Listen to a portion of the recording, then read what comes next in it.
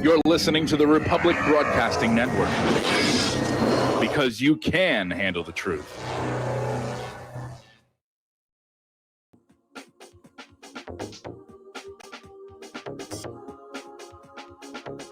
What really happened with your host, Mike Rivero, because World War III is a really bad idea. Here is your host, Michael Rivero.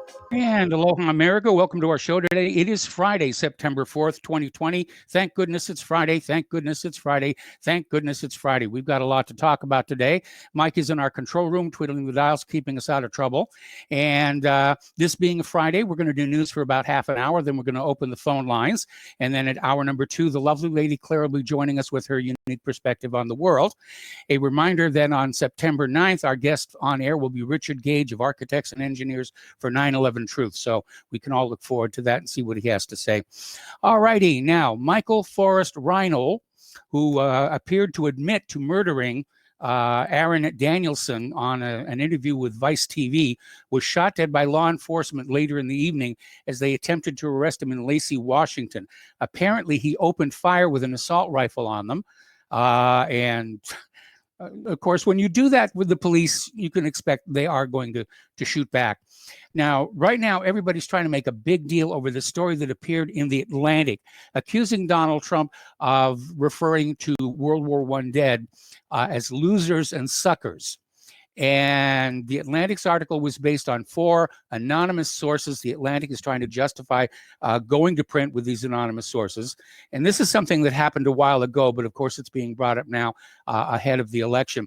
Now, already 5 people who were with Donald Trump on this trip have come forward to say, no, he never said any of that stuff. He canceled the trip to the cemetery because the weather was bad. And in John Bolton's book, it says exactly the same thing, that the trip was canceled because of the weather and not because Trump had bad words to say about our veterans. Now, of course, they've managed to drag out one other official who says, oh, yes, Donald Trump said all of that. He said all of that for sure, for sure, for sure.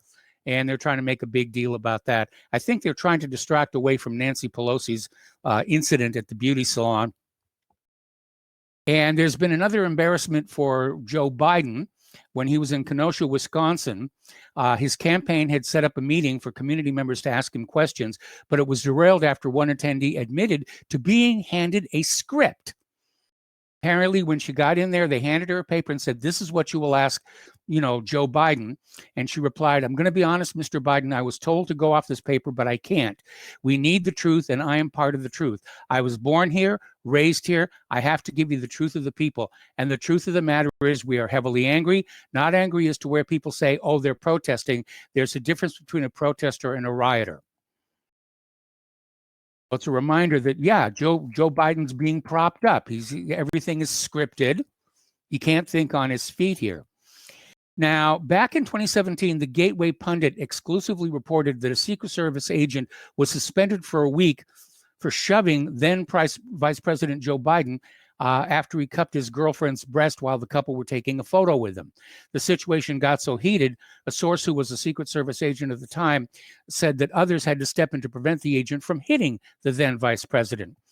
Now, speaking on condition of anonymity, the agent asserted that we had to cancel the VP Christmas get-together at the vice president's house because Biden would grope all of our wives' and girlfriends' rear ends.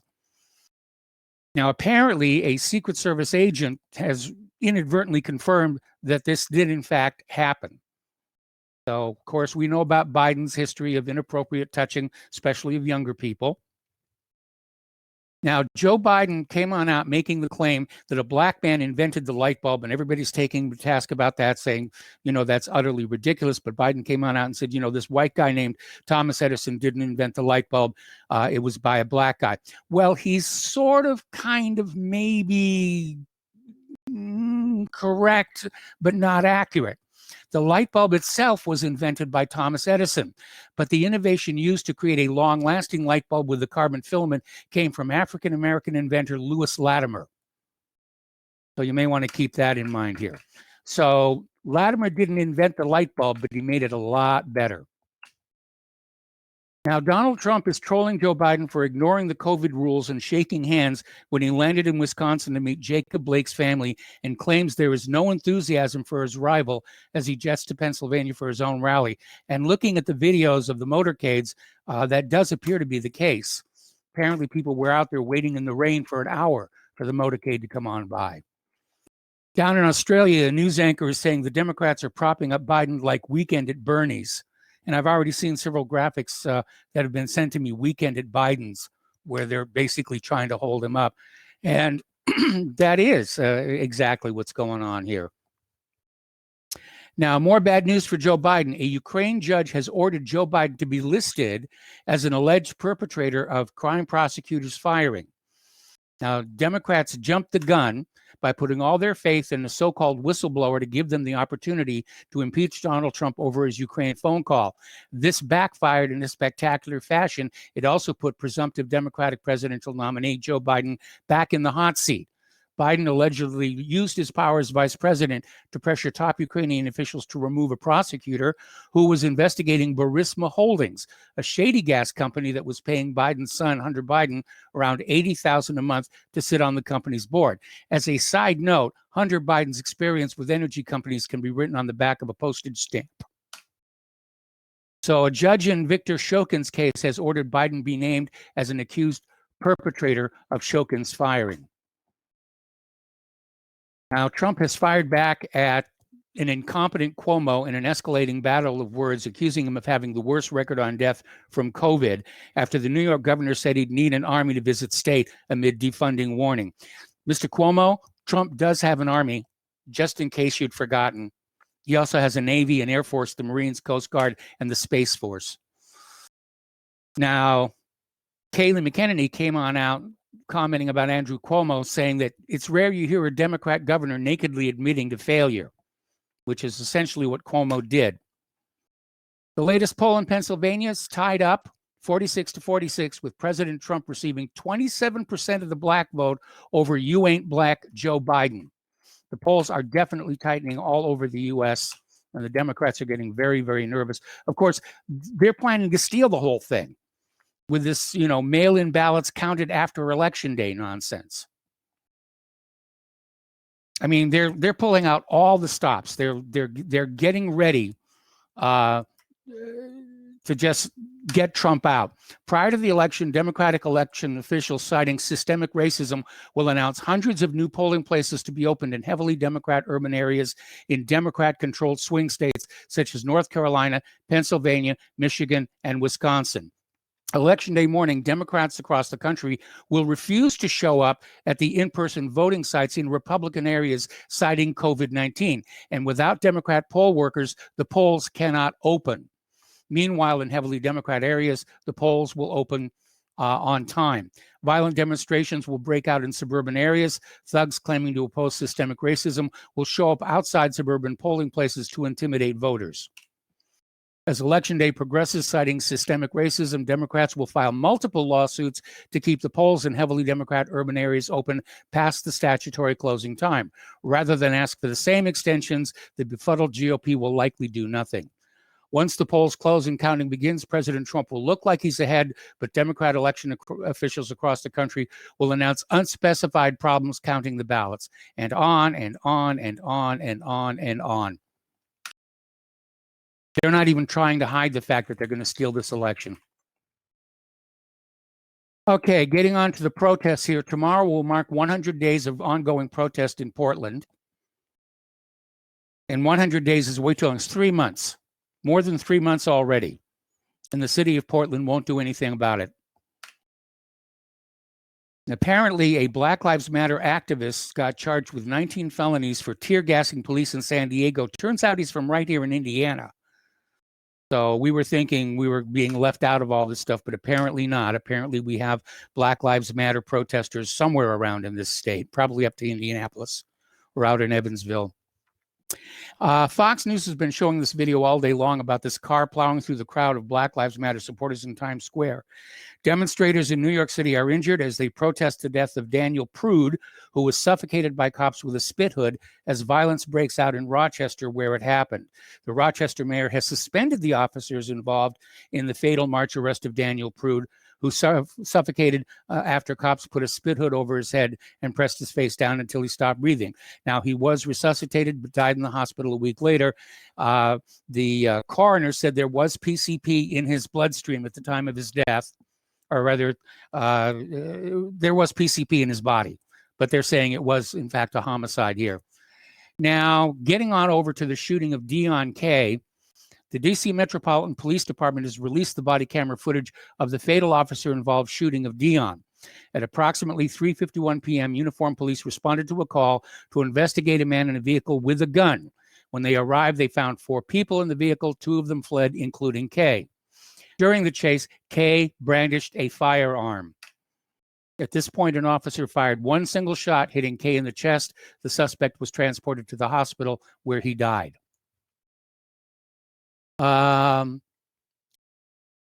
Apparently, this Kay was a validated gang member as well. All right. The Black Lives Matter protester arrested in Washington, D.C. Saturday night has also been seen at riots in Portland, Oregon, and Kenosha, Wisconsin. Somebody is paying for all these plane tickets. There have been numerous reports the protesters are being funded by outside agents in order to hurt Trump's chances of re-election, and apparently they are true. Jeremy Vashko, 27, was arrested during violent clashes between police and protesters in D.C. He had been working as a senior engineer at Microsoft until May, but left the company and has been on the road supporting the BLM movement ever since. Prosecutors, of course, are not pursuing the case. It means he's somebody's agent provocateur. Trump is still threatening to pull funding from anarchist cities. Democrat mayors are livid, as Cuomo demonstrated earlier. And he's out there saying that these Democratic mayors have permitted violence and the destruction of property by turning a blind eye to riots. He says, my administration will not allow federal tax dollars to fund cities that allow themselves to deteriorate into lawless zones. It calls on the Attorney General to identify anarchist jurisdictions and have them publicly listed. Apparently over in Portland, there was a threat to blow up a Portland police station with an, quote, undetectable bomb, unless police stood down from Black Lives Matter protests in the Oregon City. The man apparently was a member of Antifa and BLM, very frequently on the front lines. The scary part of groups like Antifa and radicals within the BLM movement, it's that it's almost like they are trying to ruin the foundation of America. But the FBI managed to stop the bombing in time. They're calling it a close call. Okay, now, here's the good news. Rampant rioting comes back to haunt Black Lives Matter as poll reveals tumbling support. Remember what I said the other day about the brand has become toxic? Anyway, Politico did a poll showing support for Black Lives Matter movement is slipping. Trump attacks take a toll on Black Lives Matter support. I think it's Black Lives Matter and their behavior that's killing the support. You don't go out and alienate the public, which is exactly what they've been doing. You don't make the public afraid of you. They're not going to support you if they're afraid of you. That doesn't work. It never has. So let's talk about Nancy Pelosi a little bit. I know Claire's going to have a few choice comments about that as well. And there's an amazing commercial that's already come out about that.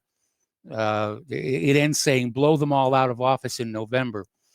And it's about her little trip to the beauty salon, which was supposed to be closed, according to Governor Newsom. And she wasn't wearing a mask, despite all of her lecturing to everybody else to wear masks. And the owner of the salon, Erica Kios, I think it's pronounced, started a GoFundMe page and has amassed more than $147,000 in 24 hours, and it continues to climb. So maybe she'll be able to keep her business after all, although she says she's going to move it. And the governor of South Dakota has already issued, basically rolled out the welcome mat and say, you'll like it up here. A group of women held a protest outside House Speaker Nancy Pelosi's San Francisco home on Thursday, stringing a tree outside with hair dryers and curlers and chanting about freedom as the Democrat faces the backlash for being busted in a salon in violation of the city's coronavirus restrictions, while citizens are prohibited from doing so. It is ultimate hypocrisy. And Pelosi's still out there saying, I was set up. It was a setup. They set me up. And Trump had some choice comments about that. He said, well, if Nancy Pelosi can get set up by a hair salon owner, then she shouldn't be leading the House of Representatives. Okay, here's an interesting story. This is coming out of stationgossip.com. An African-American history professor at George Washington University who pretended to be black and just finally came out and said she's actually white. Actually, she's Jewish. She was pictured in a yearbook of a fee-paying school where she boycotted the prom and planned a flag burning. Neighbors says the disgraced academic called her white trash. So this African-American history professor admitted she's been pretending to be black her entire career. She did an online confession saying, I am a cultural leech. Yes, you are. Absolutely. All right. Mark Zuckerberg has come on out and said Facebook will ban all new politics ads weeks before the election, remove misleading claims about voting, and flag any attempt to claim victory before results are fully confirmed. Well, here's my question. Isn't Facebook, by doing this, interfering in the election itself?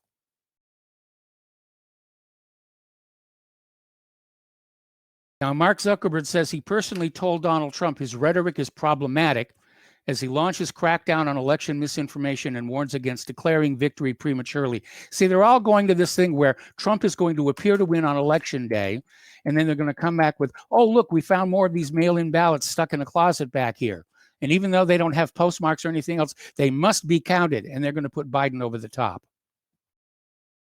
Now, Facebook is going to pay users to deactivate their accounts weeks ahead of the U.S. presidential election in a bid to understand how social media impacts democracy.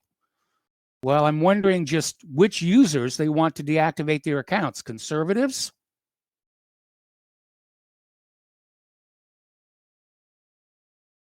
It sounds to me like Facebook wants to interfere with the election themselves. They're just trying to be clever about it. Another story out of Patriot Rising. Just in time for the elections, Facebook's new terms of service update sounds a lot like censorship. This would not be the first time efforts have gone into shaping public perception by censoring or hiding information from the people. The CIA's Project Mockingbird was very clear on that, and it's more than likely that project was never shut down. The key question is what we believe about our world really true? And if it isn't, how do we find truth when the independent media, that's us, is being shut out on social media platforms?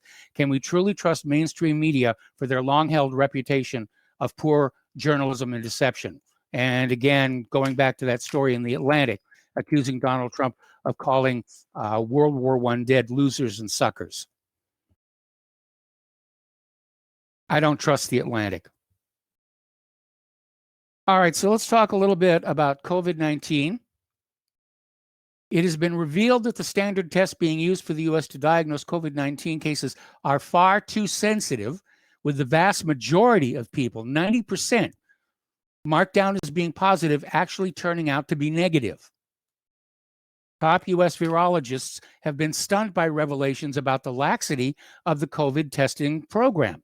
It turns out that tests that deliver a simple binary positive or negative result are not fit for the purpose, as they tell us nothing about the contagiousness of the patient. Data from 3 U.S. states, New York, Nevada, and Massachusetts, shows that when the amount of virus found in a person is taken into account, up to 90% of the people who have tested positive should actually have been negative, as they are only carrying tiny amounts of the virus, are not contagious, pose no risk to others, and have no need to isolate. Apparently, there's been a study done by UCLA and Stanford that finds for the average 50 to 64-year-old, chances of dying from COVID-19 are 1 in 19.1 million, with an M. Now, Cuomo is saying that they will not respond to the request on COVID-19 nursing home deaths until after the November election. That's as much as putting up a neon sign flashing saying, we've got something to hide. Another report along the same thing, 90% of positive COVID tests should have been negative. CNN struggles to keep the lockdown mask narrative afloat after it was revealed that only 6% of COVID-19 victims died of coronavirus alone. And, Nancy Pelosi's little stunt, the beauty parlor, I mean, she's supposedly in possession of the facts by virtue of her position in the government. It shows that she doesn't think masks are necessary, and she doesn't think the salon should be shut down. She went into that salon knowing she was perfectly safe. She sat there without the mask knowing she was perfectly safe. Just think about that for a while. All right, we're going to take a break for commercials. We'll be back after these two words.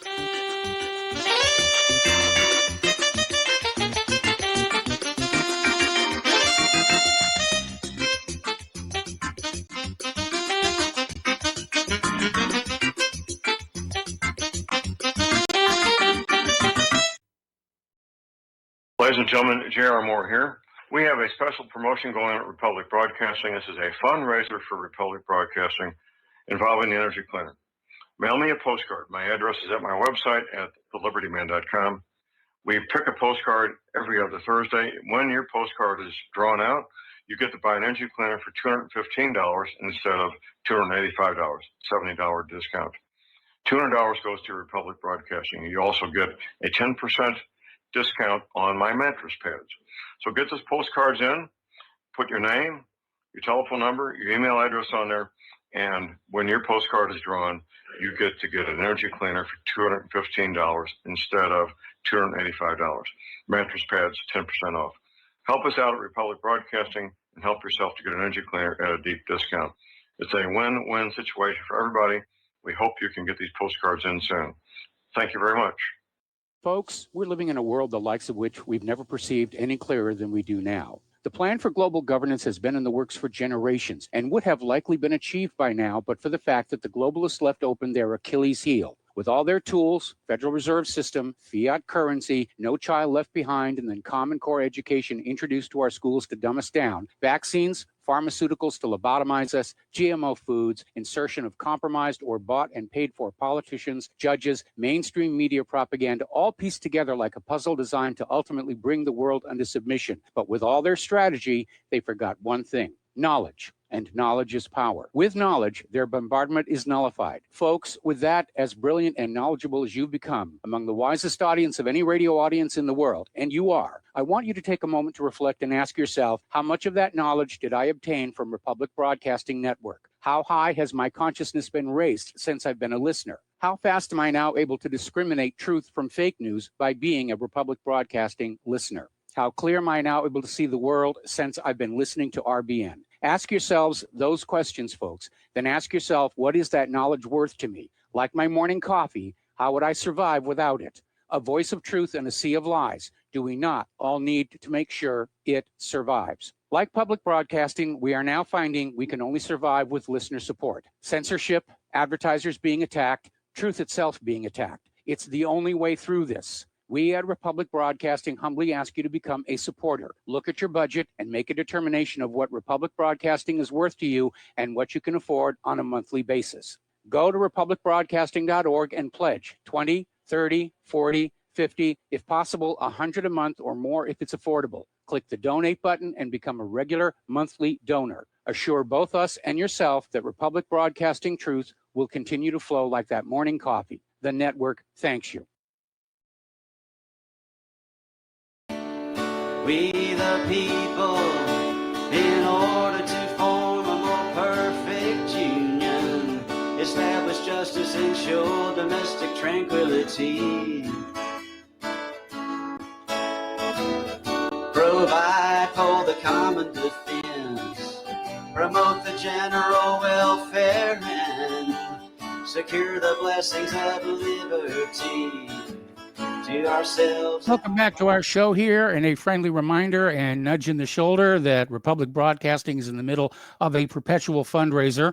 And folks, we really need your help to keep doing what we're doing. We don't have corporate sponsors. We don't have non-governmental organizations giving us money.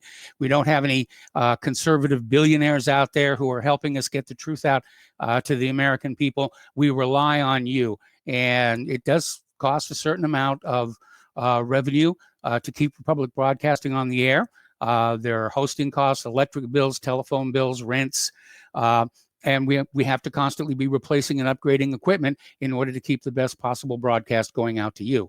So the postal address where you can send a check, money order, or if you prefer anonymity cash, is Republic Broadcasting Network, 2251 Double Creek Drive, number 302, Round Rock, Texas, 78664.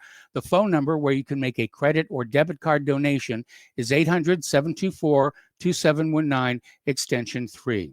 Getting on back to COVID-19, interesting little story that came out of Station Gossip. It appears COVID-19 is starting to fizzle out across the nation, according to recent evidence. We may have plateaued, and it may, in fact, be on its way out. I made a prediction to my wife earlier saying COVID-19 will cease to be a problem the day after the election. Another little interesting article from antiempire.com. An actual plague wouldn't have required the government to propagandize us that there's a plague. If you go back and you study historical plagues, everybody already knew there was a plague. They could see the bodies piling up. And so more and more, this looks like, you know, if you're having to force folks to take plague precautions with violence, you probably don't have a plague. I think that's exactly where we are here. Tucker Carlson came on out and said the World Health Organization say COVID-19 isn't about a virus. It's about changing our society, about global warming. And apparently Bill Gates agrees. This is part of the social engineering agenda. Over in Russia, their Sputnik 5 COVID vaccine might actually work. Moscow scientists claiming that the jab that stunned scientists when Putin gave it world first approval proved safe and effective in early clinical trials. And it became the first vaccine to be approved for mass use last month. The move sparked alarm because there was no scientific evidence to prove it works. But 2 early clinical trials published today in The Lancet indicate it's both safe and effective. All right, turning to the international news now. The EU and France call on the U.S. to reverse their unacceptable sanctions against the International Criminal Court's war crimes investigators. Now, what this is all about is the World Court, the International Criminal Court, is looking at Israel to see if they have been committing war crimes against the Palestinian people. And of course, Israel does not want that to happen. And Israel's slave, the United States government, doesn't want that to happen. So they're flinging sanctions at the court and at their prosecutors and judges. So the U.S. sanctions against 2 International Criminal Court officials are unacceptable and unprecedented and should be reversed to the EU's top diplomat, while the French foreign minister called them a grave attack on the court. The sanctions are unacceptable measures that attempt to obstruct the court's investigations and judicial proceedings. And let's see, his French foreign minister, Jean-Yves Le Drian, I butchered that one pretty good. Anyway, he condemned the sanctions as a grave attack against the court, saying it puts into question multilateralism and the independence of the judiciary. I mean, if you want to put that in context, imagine that the U.S. government puts sanctions on the United States Supreme Court because they might rule in a direction the U.S. government doesn't like. That's how serious this is. Over in Lebanon, they found another 4 tons of ammonium nitrate near the scene of that port explosion. Chilling reminder of what happened a month ago that killed 191 people and basically wrecked the port here. Okay, turning to the economic news. They're actively inflating the stock market bubble to counter deflationary forces. They had a rough day on the stock market. It was way down at the beginning, struggling up toward the end. The Dow ended 190-something down here. Trillions are now whooshing by at a fast pace. The U.S. gross national debt, the total of all Treasury securities outstanding, jumped by $1 trillion with a T over the past 5 weeks from May 4th through June 8th, and by $2.5 trillion for the 11 weeks since March 23. The total U.S. national debt outstanding has reached $26 trillion.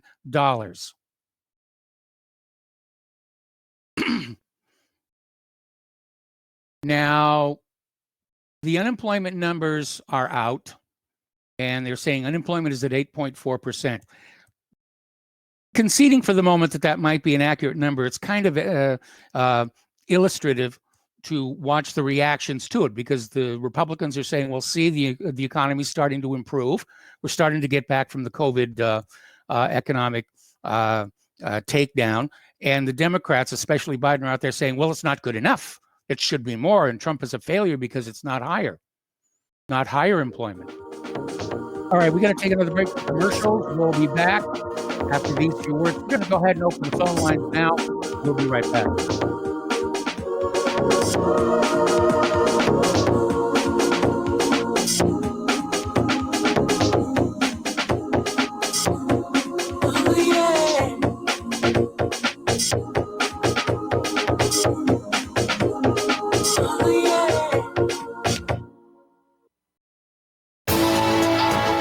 You are tuned in to the Republic Broadcasting Network. Visit our website by going to republicbroadcasting.org.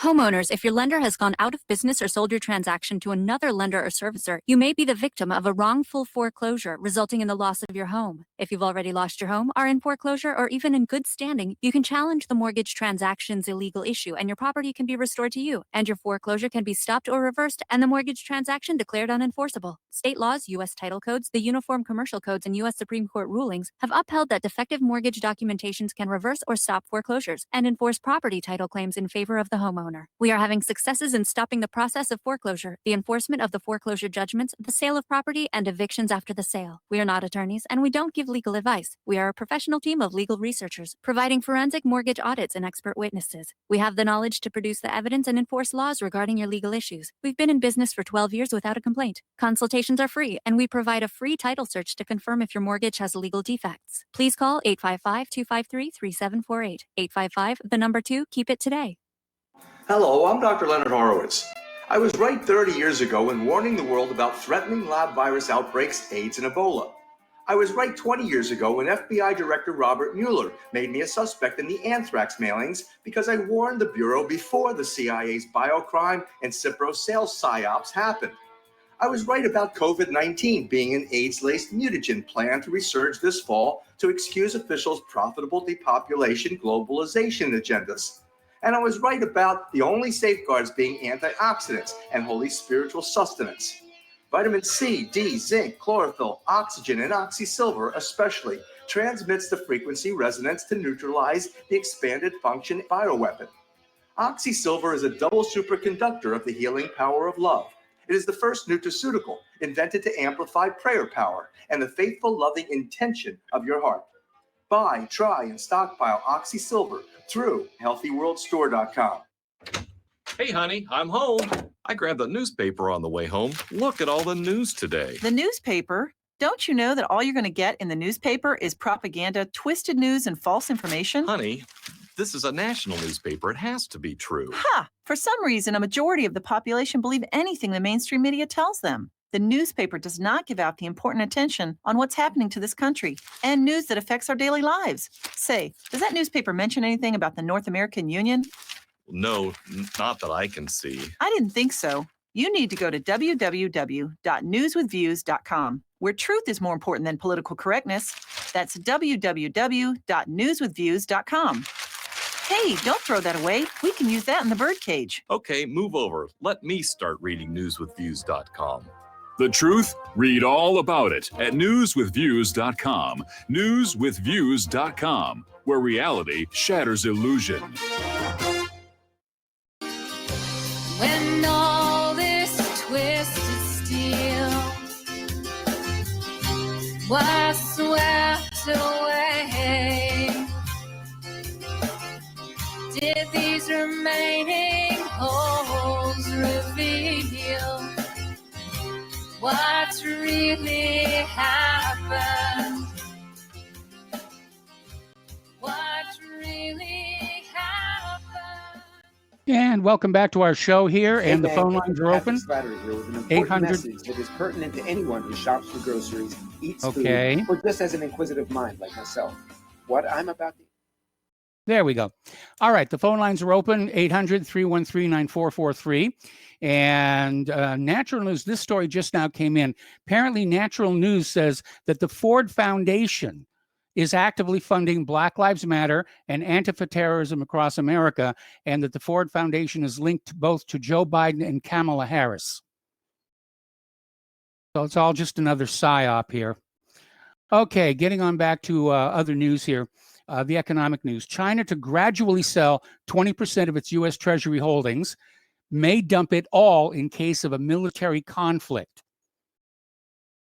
So that's the little nuclear bomb they're holding over Wall Street right now. If they were to dump all the treasuries they're holding, that would just crash the entire market. Ever since the early stages of the U.S.-China trade tech virus Cold War 4 years ago, there were frequent rumors, which eventually gave way to increasingly legitimate chatter, that China was looking to go full nuclear option by selling some or all of its $1+ trillion of U.S. Treasury securities, which incidentally has not been too far off the mark. After peaking in 2013, Chinese holdings of U.S. debt have been steadily declining, and not so steadily in the aftermath of the Chinese devaluation, and are currently near the lowest level in 8 years.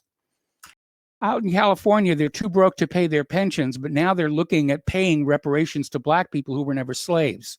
Does this sound like wise management? Newsom? I don't think so. Do you remember Ebonics? It came and went some years ago, where they were out there saying, well, you know, listen, speaking good English is white supremacist, and apparently it's back now. After scholars decried English as an anti-Black linguistic racism, the nation's leading academic language association acceded to the demand that Black students no longer have to think about proper English, let alone use it. And the Conference on College Composition and Communications has released an official statement demanding that teachers stop using academic language in standard English and teach the Black language in college classrooms. In the statement entitled, "This Ain't Another Statement, This is a Demand for Black Linguistic Justice," a group of U.S. English professors issued a long series of overlapping and somewhat redundant demands regarding language use and teaching in higher education, including the rejection of standard English, and that teachers, researchers, and scholars put some respect, R-E-S-P-E-C-K, on Black language. Tower of Babel. Really. All right, we're going to go ahead and take a phone call from Dee in Florida. Hello, Dee. Welcome to the show. What's on your mind? Okay, I guess Dee didn't want to talk. SpaceX has successfully tested a prototype of its Starship, which is developing with a view to Moon and Mars missions. The rocket is a long way from an inaugural manned flight, but Elon Musk is happy with progress. Apparently, he said, turns out you can make anything fly. Starship prototype serial number 6, or SN6, took off from a launch pad at SpaceX's facility in Boca Chica, Texas on yesterday. The stainless steel rocket ascended some 500 feet above ground, was able to land without complications less than a minute later. This was the second successful test flight by SpaceX in a month, with an SN5 prototype performing the same stunt on August 4th. The company released an impressive video from the launch, which combined drone footage and shots from the cameras installed on the rockets itself. Way to go, Elon. Way to go, Elon. Okay. Now, the Justice Department is planning to file antitrust charges against Google in the coming weeks as Attorney General Bill Barr sets a September deadline over some lawyers' objections to finish the federal inquiry. I think this would be a really good idea. I mean, Google is a monopoly search engine. A lot of the other smaller search engines are using Google servers, and Google censors, Google filters. Okay, looks like we've got Dee in Florida has come back. We had a technical glitch there. Dee, welcome to the show. What's on your mind? Hey, Mike, this is Dee. Hey, I was calling because I think a lot of people are not really seeing the big picture. And okay. Because everything we get is kind of parsed. And so I kind of want to give you a couple of different things that I've seen from this COVID perspective, right? Like, for example, once they started to shut down these, pretty much worldwide, they shut down the economy so that they could bring in this state of need. Like, it's, what do they call it? The Hegelian dialectic? Hegelian dialectic, yes. Beg for, that's right, yeah. So people will beg for, like, world communism. They're going after, like, for example, the food supplies, because they're going to go test for COVID at, Foster Farms. And other places like I think California is doing most of the testing right now. You've got Michigan doing it as well. And the immigrants are on a couple of different levels. You know, most of them are leaving the farms because they don't want to get tested, because they know if they get tested, that means quarantine, that means no work.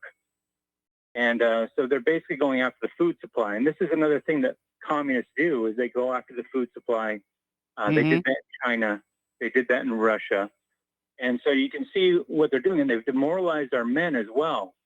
Through divorce court, for example, one of the reasons why men will pretty much lose so much, such as the children and the money and things like that, is because they're actually teaching the divorce attorneys to say that either they were assaulted or molested. You can actually find that video. You can watch, there's a video called Divorce Corp, and they show how it's a big corporation where there's lots of money involved. But at the same time, what they do is they know that no judge will give custody to a father who's been accused of abuse or sexual abuse. Then you can see how in every movie, it is pretty much white men are bad. Either they're pedophiles, rapists, you know, everything besides a good, wholesome thing to be a white man. And that is how they demoralize the people. You know, they're demoralizing the white, which is the majority. And since we are like one of the last gun-owning countries, they know that they have to get a civil war going in this country. And they've done this in Yugoslavia. They did this in other places as well. They do division based upon either by class or by race, you know, things like that. And what we can see here is they're dividing the people based upon race. But at the same time, we see mostly white people out there. And a lot of times what you see is, like, for example, you'll notice that some of the people that are at the head of this have a certain name. And when you look over that name, you start to realize, well, you can see who the instigators are. For example, the Rittenhouse shooting. You notice one of the names of one of the people that was shot. Look at the head of Antifa, and you'll not the head, but actually a few steps down, and you'll see who they are and what they're planning. So they've done this before, and they've done it for years and years and years and years. And I think what they're planning next is they're going to pretend to assassinate Trump, because they're setting up the stage for this. And I think once I've said this now, they're probably not going to do it. But at the same time, though, I can see the stage being set, because you remember you got the Kathy Griffin holding his head up. You've got the celebrities coming out with the psychological operation of, you know, we're going to, you know, burn down the White House. It was Johnny Depp and Madonna both said that. Well, now what you've got is you've got Trump saying things like there was a shooter on the White House lawn. That was probably about 2-3 weeks ago. And now you've got these people in black garb coming in on a plane that were, you know, taken over by Trump. And Trump, of course, came out and said, these are very bad players, you know, blah, blah, blah. And, of course, did something bad against Biden. So as you can see, what I think is you've got, they pretty much have been citing all the presidents for years. Now, what they've done is they put Trump in, because what you have is it's a WWF circuit. You know, these are, this is your player, this is the other player. And like the other caller, I guess one of my people had told me that somebody called in and said that the ballots are going to go, the mail-in ballots are going to go in Biden's direction. Well, that would be the perfect setup for the assassination of Trump, because if he wins and then the ballots come in and then they say, well, he lost, and then to ignite the right, because the right now is not getting ignited, even though people are getting shot in the streets. They got the knockout game. They've got so many different things that are going on against whites, but you notice how they're not being triggered. Yes. So they need a trigger. And I think that trigger is the assassination of Trump, or the pretend assassination of Trump. And in that case, that would pretty much ignite the right, so that we get a civil war coming in. And once we get the civil war going, they're going to bring in the UN troops, which is why we have thousands of UN trucks here in Florida and things like that, as well as Deagle.com saying the population of the United States will be 99 million by 2025. That really puts all the pieces in place when you see that kind of stuff going on. That's an interesting scenario. And I wish I could argue against you. I don't know about the pretend assassination of Donald Trump, but I think that if in point of fact Trump is the winner on election night, and then a week later they say, oh, well, look, all the mail-in ballots went for Biden, I think that could definitely stir up more trouble. And right now, because of all the rioting by Black Lives Matter and Antifa, the U.S. population is primed for violence. Right, and it's been let go by Trump. Trump has not done anything yet. At the same time, that's exactly what we pay our taxes for. As a matter of fact, when they started the army was supposed to defend within our borders from all enemies, domestic and foreign. And right now we have a domestic problem with communists. You know, they're raising the fist of communism, actually taking over and destroying our economy on top of COVID. How is that okay? Well, I don't think it's okay. I know, but they don't listen to me. You know what I'm saying? As a president, I can see how he's using it for, possible election gains. But when you look at it as a president's point of view, if we had, Thomas Jefferson in there, this thing would be cleaned up in 30 minutes. And yes. He's got Thomas Jefferson on the wall. So either he is part of the game, which I think he is. I mean, he does have the Tree of Life Award on his wall. Yes. So, it is very possible that he's part of the game. And if he's part of the game, then we are looking at, basically the only way that they're going to take out the guns from the United States is to get this civil war going. Because you notice how much pushback they've been getting. There's yes. no way that they're going to, even the sheriffs, they said no. So the only way that they can bring in, world communist government is by taking away the guns from the United States. That's the bottom line. That's what I see. Well, you know what happens when you take away the guns? I mean, you look what's going on down in Australia right now, where people are being arrested for Facebook posts. And it's going to be coming here if we surrender our guns. They also use psychological operations such as, let's say, for example, if, I'm not saying that video is fake, but if it was fake, it's to keep you shut up. You see what I'm saying? Yes. So one of the things that they really want to do, they use didn't work in my case. Everything is about fear. Right, exactly. And you notice how they're shutting down all the Facebooks and all the YouTube channels all over the place. I've been studying this for 10 years. And they're doing it because they don't want us to organize. If we organize and we inform the masses, it's over for them. It can be. But the thing is, I've been trying to organize and inform for going on 30 years now. And unfortunately, what you said before is right. The right refuses to be triggered, which if we want a peaceful country, that's kind of a good thing. But at some point, there's going to be enough of a provocation. Somebody obviously wants to stir up a huge amount of trouble and possibly get that civil war going that you're talking about. Well, I think that the last thing we want to do is for us to start killing each other. And no, they did I that don't in Yugoslavia, they did that in China. So I think the best route for us to do is to, at the price of a stamp, send what I just said in a letter to your neighbor. You know what I mean? And just say, for the price of a stamp, send it forward to the next neighbor. That kind of thing, and billboards, as well as calling into talk shows, and start putting this out there and saying, hey, look, is it possible this is what's going on? Because we need to get this out far and wide so people stop what's going on and start, because a lot of Black people are against Black Lives Matter.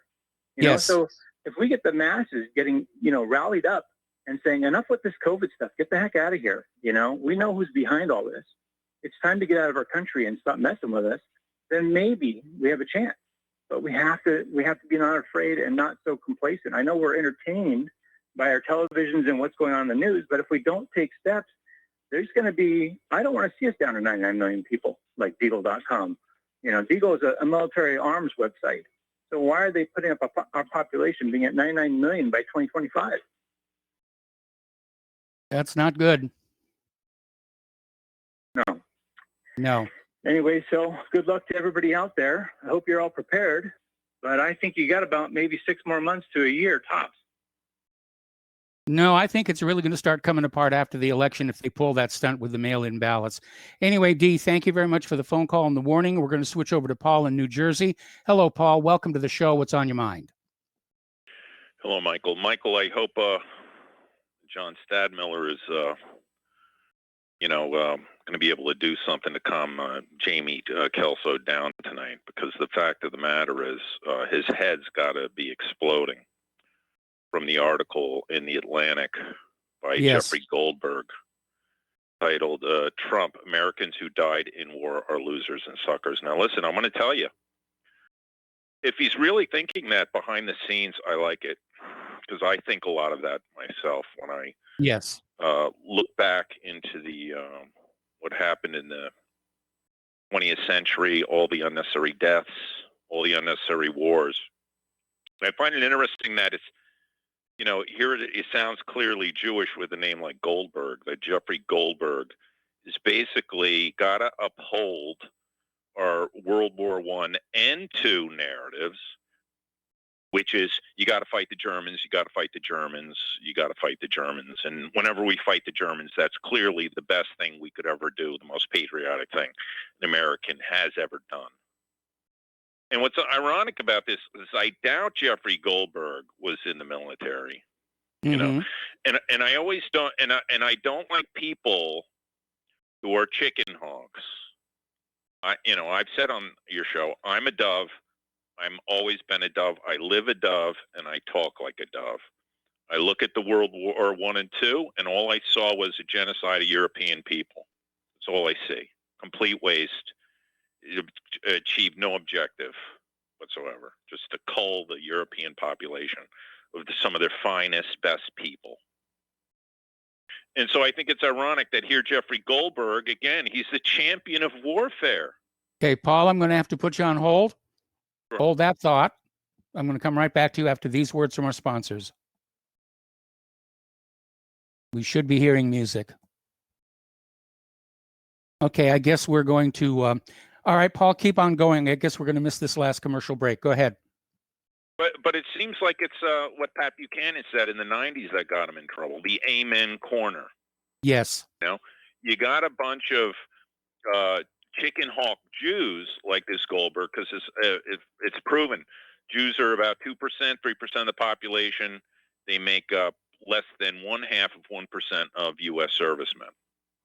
That's a fact.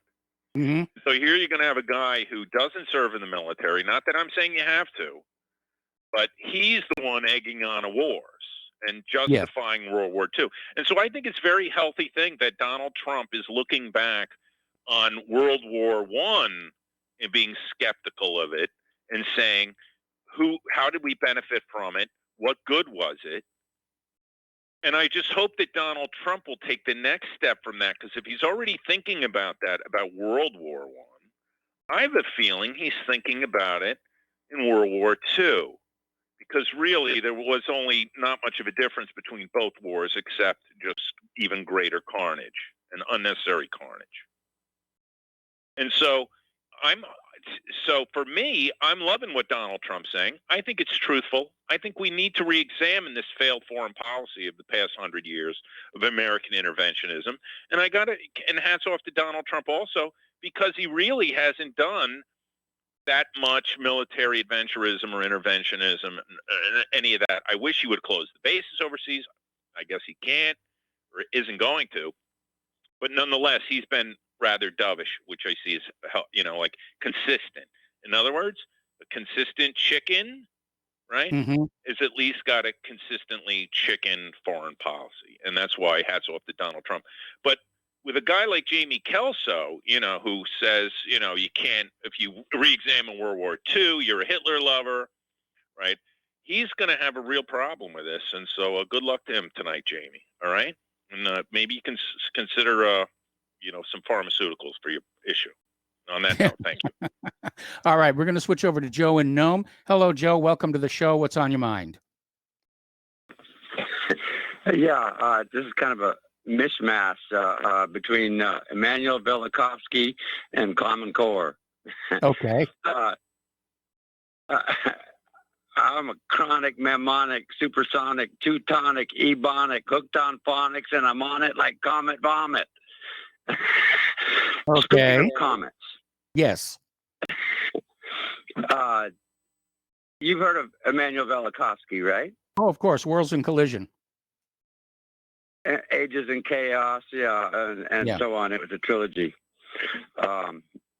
That's basically my catastrophism world outlook. And it seems to me that we're headed there again.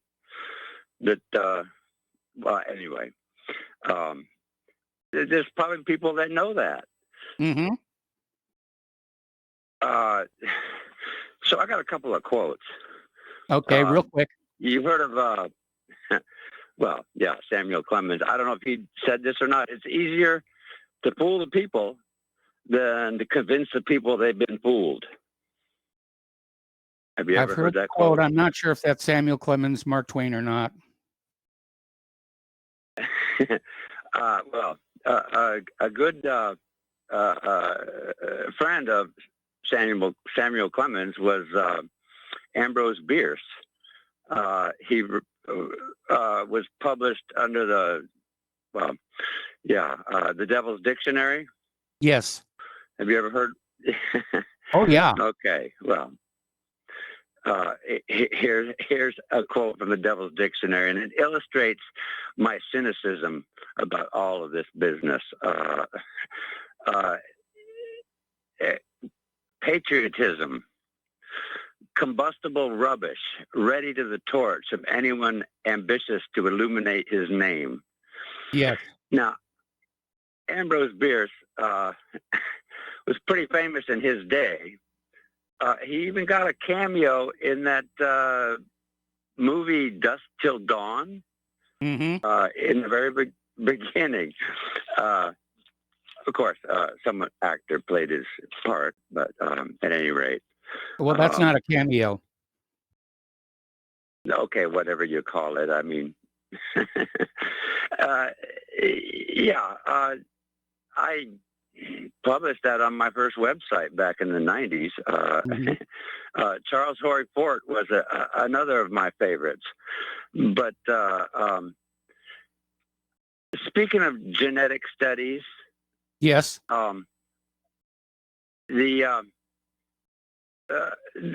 majority of all domesticated plants and animals originated from a single source in Eastern Turkey. Now, I brought up this topic once before with you, and you summarily dismissed me out of hand. And you can dismiss genetic studies also if you want. Mm-hmm. But you've heard of Cappadocia and Göbekli Tepe? Yes. And, of course, you've heard of Noah's Ark. These are all in the same spot or area. I mean, you can see Iran from that site where they found Noah's Ark. It was covered with volcanic ash and semi-petrified. And an earthquake in the 70s caused it to slide down a little more and start to uncover itself. Mm-hmm. And I was not aware that there was a confirmed finding of the Ark. It was actually discovered in 1959, and it's easier to believe, it's easier to convince people, to fool people than it is. Anyway, back to that. And yeah, this business about Trump assassination or attempted, that's totally biblical too, as far as revelations go, in my opinion. Okay, well, Joe, we're going to have to let you go. We got to take a break for station identification. We'll be back after these few words with hour number 2 and the lovely Lady Claire.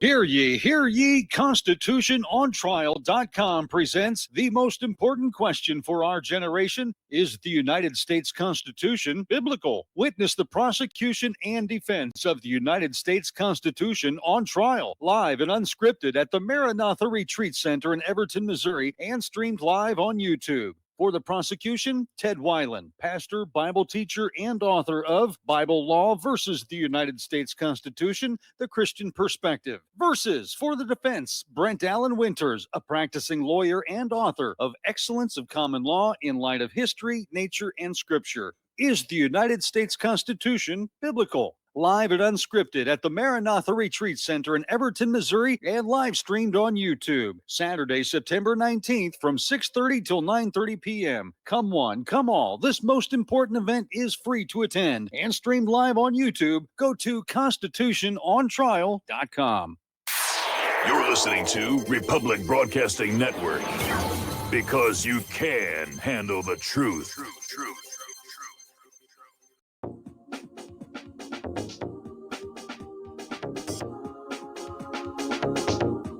What really happened with your host, Mike Rivero. You're listening to the Republic Broadcasting Network, where you'll find out what the Fukushima's going on. Welcome back to our show, hour number 2. And for those of you watching on YouTube, this gorgeous creature sitting next to me is the lovely Lady Claire. And we have a few more phone calls to get through before I turn the microphone over to her. So let's go to Joe in Tennessee. Joe, welcome to the show. What's on your mind? Hey, Michael. This whole article in the Atlantic is a bunch of nonsense. I mean, it's total propaganda. Mm-hmm. I mean, I listened to Paul in New Jersey, and he's right about a lot of things, and I don't disagree with his comments. But I mean, to believe a Goldberg, propaganda, that's the way a propaganda does. It appeals to what you believe already, and reinforces it, so you can make all these claims about Donald Trump saying this or that, and whether he's a chicken hawk or not, I don't believe this story at all. Already there's like 6 people that were on the helicopter plane with him that deny this ever happened. And this is not the first time the Atlantic made a smear. There's going to be a lot more smears with this election coming up. They already had advertisements ready, already loaded up for like 8 hours after the story broke. So, this is another one of those, Donald Trump got urinated on by prostitutes, hotel rooms type stories. And it's hard I remember that one. That people actually believe it, even though my own mom did at the time. Well, I wanted to say that this guy that was shot in Portland, to me, I don't hear enough people questioning the whole thing. I think it's a dead men tell no tale story. I think that they wanted this guy dead and wrapped up. They didn't want to talk about how a judge let him out, after being arrested with handguns. They didn't want the story to be about him at all. They didn't want to talk about any of his accomplices or funding. So now you're not going to get any more investigation. I was very disappointed when I heard that he was shot, although he does belong. I'd like to see him dead, but after a trial and in a proper form, like a public execution. But meanwhile, there's going to be a lot of information that died with this guy, and I'm very upset about it. And I'll guarantee you that you're not going to hear anything more. I mean, was this guy a federal government agent? For all we know. I mean, they do all kinds of dirty tricks, and he might not be working for Barr's Justice Department, but we have a lot of rogue agencies in this country running around. Yes, we do. False flags and stuff like that. And what really bothers me is you won't see anything else. You won't hear anything about the guys that were with him, the other car, the people saying they're one of those Trump supporters, the other voices, the judge, who he was connected to, the money that financed him. So this whole thing stinks, and it bothers me. It's another like Epstein type thing where he commits suicide. Give me a break. And I'm very disappointed in it. And just for an informational source, I want to know more about this whole story. But we had a guy down here, 5 miles from my house, a black truck driver. He slaughtered 3 women working at the local gas station. One of those pilots where you could go and get hot dogs or 20 different kinds of coffee. He was murdered. He was ready to slaughter the 4th, and he got shot by a state trooper. Now, I'm glad he got shot because it prevented him from killing another one of the women. But they found a book in his truck, and it was full of all kinds of racial stuff. But because he was shot, that was it. You never heard about it. You know, I wanted more information about what was in that book. You know, what did he say? What was he connected? Yeah, well, in the current media climate, I mean, you know, when a white person does anything bad to a black person, it's headline news. But when a black commits a crime against whites, it's ignored. It's absolutely dropped. No, I mean, where I live, there's like no murders, and here's a triple murder, almost a fourth murder, plus a police shooting that killed a black guy, and yet it was like on the local news one time. There was no follow-up. There was nothing. It was just the one day. The next morning, by the afternoon, that was the end of the story. And to me, that's a huge story. We don't get 3 homicides here in a year. You know, and we had it all in one day. But, you know, it's just an example. The same thing's going to happen with this guy in Portland. You know, dead guy, boom. That's the end of the story. Everybody just move on to our next freaking, you know, narrative. But anyway, thanks for hearing me out, and have a nice weekend. All right, same to you. We're going to switch over to Peter in Los Angeles. Hello, Peter. Welcome back to the show. What's on your mind? Mike, I agree completely with Joe's skepticism, with his desire to see more information, how this will now be a dead end as to who's funding it. But I also want to point out, it's a related topic, about an article which I sent to you by Paul Craig Roberts, that is talking about how basically it's a Jewish academic driven narrative that's absolutely permeated our universities and now our societies, which is the anti-white white guilt about everything kind of situation. I highly recommend. This is on UNS.com. Look under Paul Craig Roberts. He then references, and there's links to Tucker Carlson, who talks about how now, you know, there are contractors and companies that are giving, you have to, for instance, the Minneapolis school superintendent, check your whiteness, is your instruction to the teachers and faculty, and you have to go to re-education camps, like right out of the Cultural Revolution in China. And all this is basically driven by this left-wing Marxist, and let's be completely frank about it, Jewish thing that has been going on. And it feeds right into the narrative about, of course, they control the media as well as academics, as well as the banks, about how it never gets covered. Things like that never get covered. By the way, the guy before that, the guy from New Jersey, Paul, yes, talking about Jonah Goldberg. Jonah Goldberg is not a chicken hawk. By the way, during the 90 war, like Rahm Emanuel, when we were at war, and I was in the middle of the Saudi desert and all that stuff, Jonah Goldberg, along with Rahm Emanuel, put on an Israeli uniform and went to Israel. And Jonah Goldberg was a guard in an Israeli prison during the Gulf War. That's where his loyalties lie. But look, I also sent you something to just show you how heinous these people can be. Not only will they bury all this stuff and any link to Soros or any of the people like the Jewish lady who's the finance master of Antifa and Black Lives Matter, that'll be killed. And you remember, and there was an article on Mondoweiss today, and it was called I sent this to you as well, along with another one, about how the Israelis are no longer turning over the bodies of the Palestinians they murdered. Yeah, I saw that one. They're just keeping them. And I sent you another one because I went back to 2009, and I put a little comment on you. Are they getting back into the organ smuggling business, where it references a bunch of arrests, a bunch of rabbis, a bunch of Jewish mayors in New Jersey who had an organ smuggling business. And nothing is beyond these guys, like the Bronfman sex scandals, like the Epstein guys, like Harvey Weinstein, like you name it, man. I mean, what are they not incapable of? I mean, you know, they're capable of anything, and they are, but yet it gets shut up. So I sent those 2 articles, and if you post that up, I said, lest we forget the 2009, all these rabbis, all these Jewish mayors arrested for organ smuggling from Israel. And guess where they get? Guess, you can only guess. where they Yes. got their supply. But nothing, and they have their sights set on us, Mike, and it will, all this stuff will never get to the top of it, just like we'll never get to the top of Epstein.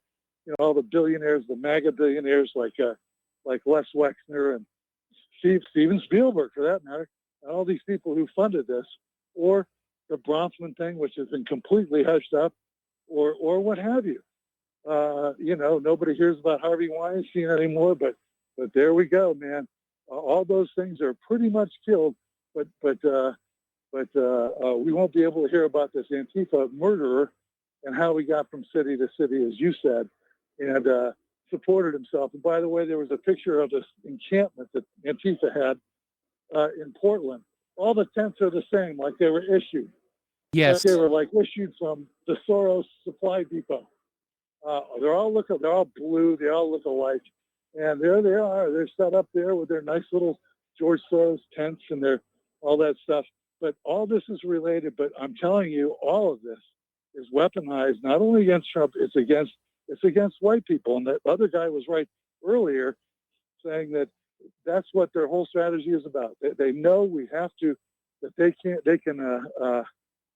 we're 62% of the population. They have to get rid of us in order to take over, and they're already taking over, frankly. But and they're bludgeoning us with this weaponized Black Lives Matter and the black people who they've been weaponizing and manipulating and playing like Stradivariuses for 50 years against us. And now all this narrative in schools about whiteness, re-education camps, it's all from them.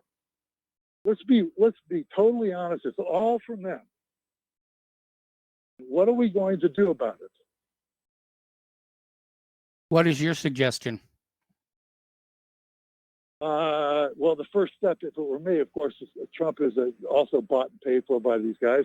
The first thing I would do is I would use the RICO statutes against the Israeli lobby and against the Federal Reserve. And I publicize all the books, all the crime that comes out of that, and then I start going to the media. But once you get the banks, I think the media will fall soon after. But that's what I would do as a start. And anybody dual citizenship, forget. They shouldn't be having in public office at all. Let them go back to Israel. They're welcome to it, you know, but not here. And they shouldn't be holding public office. And guys like Jonah Goldberg or Rahm Emanuel shouldn't be able to put on a uniform of another country while America is at war. And nobody, it's not talked about at all. No, it isn't. At any rate, you can look all that stuff about Goldberg and it being a prison guard in Israel and Rahm Emanuel and I sent you the article on the rabbis and the mayors in New Jersey Jewish who had the organ smuggling business from Israel. Mossad, I'm sure it was Mossad aided, if not run. But you know, it is what it is. But you know, what do you think? Well, yeah, it does look like there are definitely some forces, you know, that are arrayed against us, and there's definitely an anti-white bias. This story about how, you know, the universities are saying that correct English is white racism, and that really we should be learning and studying Black English. That really scares me. Right, and in Oakland, the DA in Oakland today, by the way, some Black female Soros-funded DA is saying that, well, you know, if she's advocating a leniency for rioters if they can demonstrate a need for what they looted. Did you see that? Yes. Yeah, well, I needed this new Ferrari. Yeah, I did too. You know, let's go loot LeBron. He's got a hell of a nice place. Yes. You know, but I mean, what is it? Again, it's the same source. Soros, you know, Antifa. Well, according to Natural News, the Ford Foundation is also backing Black Lives Matter and Antifa, although Snopes is saying that that's false. Not that I trust Snopes.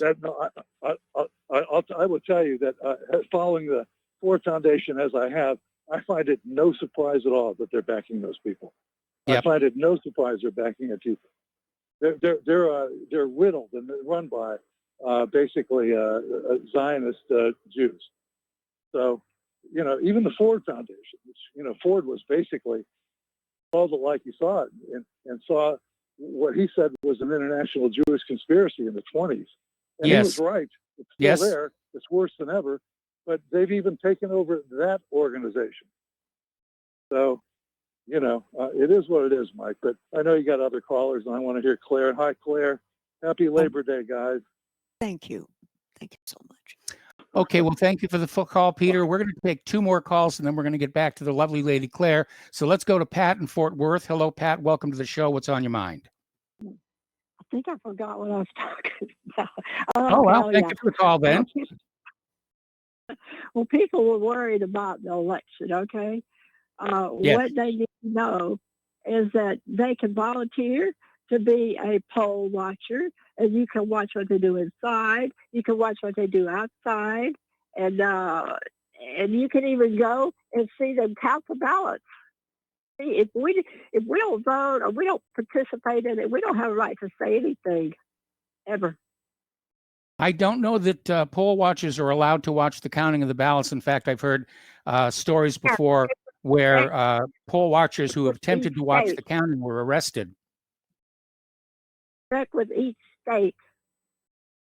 But I know what you're talking about. I need to try to get what's her name, Freeman. Anyway, her whole expertise is counting the ballots. She's a computer expert too. That's where they usually try to cheat. It's program the machines wrong. That's that's bad. It's really bad. But it is. Technically, if we care enough, we have a right. If we're going to run an election, we have a right to make sure our machine is running right before it gets taken to the poll place. Okay. Well, you know, on the main people page, have no idea about anything. They act like if they vote, they're doing somebody a favor, but they want to talk about it forever and ever. well, on the main page of whatreallyhappened.com, right underneath the hideously outdated picture of yours truly, there's a link to an article I wrote on how to have honest elections. And I'm not claiming it's perfect, but it certainly makes election fraud much, much more difficult to do and much, much, much easier to spot. So you may want to take a look at that. Trump had an opportunity to fix the election system when he came into office, and he blew it. And if this election is stolen from him in November, it's his own fault. How do you know how much he had to do with some of this electronic voting? I don't like it. Here in Fort Worth, I don't like it. And the guy who's running the whole county, he's invited the Democrats to come and ask all the questions they want to, do anything they want to about how to have mail-in ballots and everything about mail-in ballots. But he's not supposed to be impartial. But anyway, no, he's not. It's Garcia who's right. Okay, but look, we have electronic voting here. And if you listen to Kayleigh McEnany this morning, she said what Trump was talking about when he said vote twice.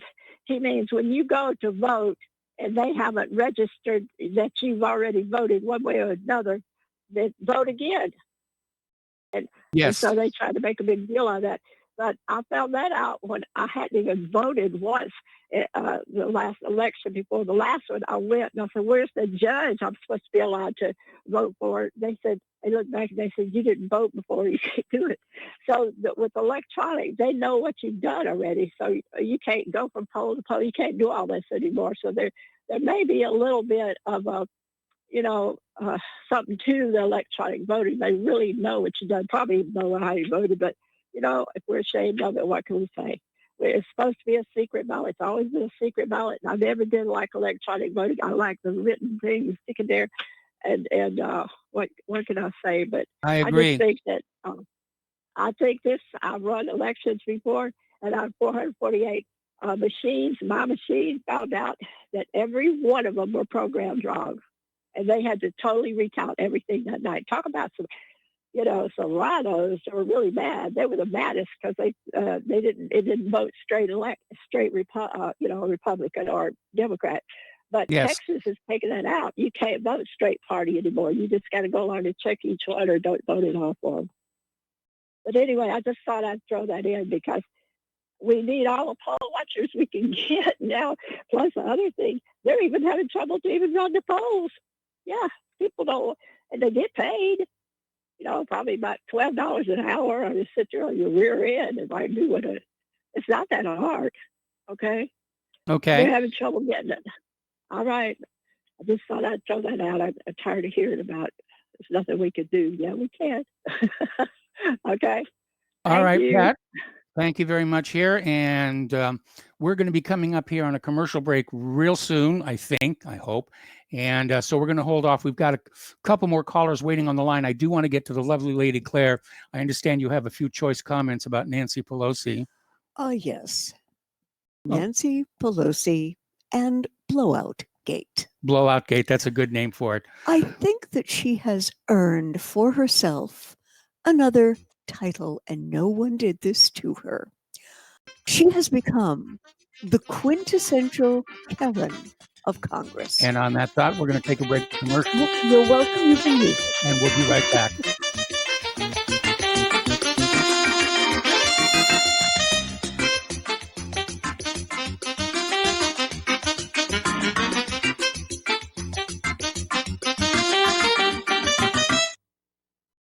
What would you say if I told you we have a new tool that will increase production and lower maintenance costs for your meat processing company? And it would pay for itself in just 6 weeks. When pigs fly! The new EaseOff Model Easy 4 replaces old spring-style carcass droppers and is faster, safer, and more reliable. The EaseOff lowers or lifts 1,000 pounds to or from your rail automatically using our remote control. Sounds expensive. Can I afford it? Can you afford not to try the EaseOff? It installs fast with just 3 bolts in place of your current dropper. The effortless operation will reduce fatigue and injuries, speed up your line, eliminate downtime, and increase profit. How can I order my EaseOff? Go to easeoff.com, EAZEOFF.com, and hurry because we are offering $200 off on the new Easy 4 for a limited time.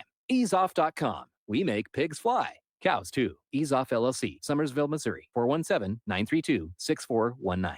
Folks, we're living in a world the likes of which we've never perceived any clearer than we do now. The plan for global governance has been in the works for generations and would have likely been achieved by now, but for the fact that the globalists left open their Achilles heel. With all their tools, Federal Reserve System, fiat currency, no child left behind, and then Common Core education introduced to our schools to dumb us down, vaccines, pharmaceuticals to lobotomize us, GMO foods, insertion of compromised or bought and paid for politicians, judges, mainstream media propaganda, all pieced together like a puzzle designed to ultimately bring the world under submission. But with all their strategy, they forgot one thing: knowledge. And knowledge is power. With knowledge, their bombardment is nullified. Folks, with that, as brilliant and knowledgeable as you've become, among the wisest audience of any radio audience in the world, and you are, I want you to take a moment to reflect and ask yourself, how much of that knowledge did I obtain from Republic Broadcasting Network? How high has my consciousness been raised since I've been a listener? How fast am I now able to discriminate truth from fake news by being a Republic Broadcasting listener?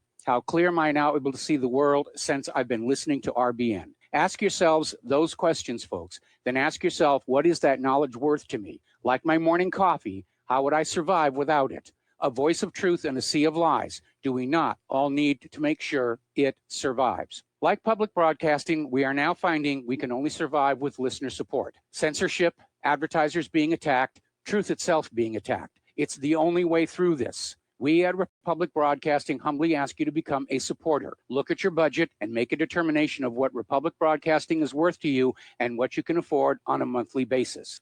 Go to republicbroadcasting.org and pledge 20, 30, 40, 50, if possible, 100 a month or more if it's affordable. Click the donate button and become a regular monthly donor. Assure both us and yourself that Republic Broadcasting truth will continue to flow like that morning coffee. The network thanks you. Well, they're stealing down on Wall Street and in Washington too. You know, it makes me wonder, what's a guy on Main Street to do? I've always tried to be an honest, upstanding kind of guy, but I must admit lately I thought about giving something else a try. Oh, I want to be a pirate. I want to sail the 7 seas. Yeah, I want to be a pirate. I want to do. Welcome back to our show here. We're going to go back to the phones here to Starfire in Pennsylvania. Hello, Starfire. Welcome to the show. What's on your mind? Hi, Matt. How are you? I'm Mike, fine. I'm sorry. Yes. I'm sorry, That's my Mike. brother. I He's was the thinking good-looking about one. someone else. I was calling to tell the lovely Claire hi, and just to let her know that my people are talking about a gathering, and she will know what I mean. I do. Yes. Okay. I just wanted to let you know I love you both, and I wish you the best. Well, thank you very much. God bless you and thank you, Starfire. All You're right. welcome. Bye-bye. All right. Bye-bye. We're going to let you go and switch over to Tom in Florida. Hello, Tom. Welcome to the show. What's on your mind? Yeah, Michael, happy Labor Day weekend to you and Claire. You know, have a great Labor Day weekend coming up. And by the way, Starfire, I wish your husband would call in more often. He's a good caller. I like him. You have a great weekend too, Starfire. Yeah, her husband talked that one time. It was really cool. Anyway, Mike, here's what I want to talk about. I got to get this off my chest. You had that guy yesterday from California, Joe, call in your show before me, and he said, I'm crazy. And here this guy's writing a play about a washed-up NBA player that is going to go homosexual or transvestite, whatever it was, and he's writing a play about Take It to the Hole. He had another screenplay he's doing, what was the other one? Flagrant Foul, Mike, or something like that? Well, that was one of the guy, names Joe from California. that was one of the names. And by the way, it's a screenplay. It's not a play. And, I mean, you know, the idea is right. basically this washed up NFL player who decides he's going to identify as a woman because he can play with the WNFL. Oh, I thought it was a basketball player. I don't know. Anyway, the guy's calling me crazy. I think he's a little crazy. First off, he's living in California, Mexifornia, so... Actually, in the current climate, that screenplay may actually sell. Well, you know what, Mike? I got a better idea for that guy, Joe. Why doesn't he write a screenplay about Nancy Pelosi and call it Take It to the Hole, or what Kamala Harris starring Kamala and Nancy and Peach 45, Peach 40. He can write a screenplay about Maxine Waters, Nancy Pelosi, and Kamala Harris. They're off from California, and he can call it Take It to the Hole and put Joe Biden as a co-star. I mean, you know, come on. You know, let him sniff the hair or whatever. I mean, you know, this guy wants to call me out and call me crazy. I thought that was kind of crazy, to tell you the truth, Mike. But, you know, I didn't call you about that, actually, as much as I want to talk about what they're trying to do Trump now. And what he was 2 years ago, he was in France. And now they're saying he was talking on the soldiers and all that, which is a lie. You know, it's a big, filthy lie. Now they're using lame brain McCain as the reason they can attack this guy. And the fault, like somebody called, one lady called in, but these about rhinos are behind this too. A lot of these Republican rhinos are doing anything to take Trump out, like Romney and all these scumbag rhino Republicans. And, you know, even Bolton, even this criminal Bolton couldn't even say that he heard anything like that. And the guy who works for Fox, John, whatever his name is, these guys never heard Trump say any of that. That's all a big scam. But the guy that wrote is writing a story for the paper that's saying this is a schmuck. He's a Zionist occupational government type. And he's the one that's trying to break the story now with the Atlantic. That Trump was, these people are all unanimous, Mike. Come on, where's the tape? Where's anything on this? It's all a big crock to do anything they can. But Biden's the one that's really probably talking about all these soldiers are suckers. That ain't Trump that's calling them suckers. It's bumbling buffoonery Biden. And that guy, Joe, if you want to write a screenplay, start using those people out in California or using the Democratic Party. Here's your screenplay there, Joe.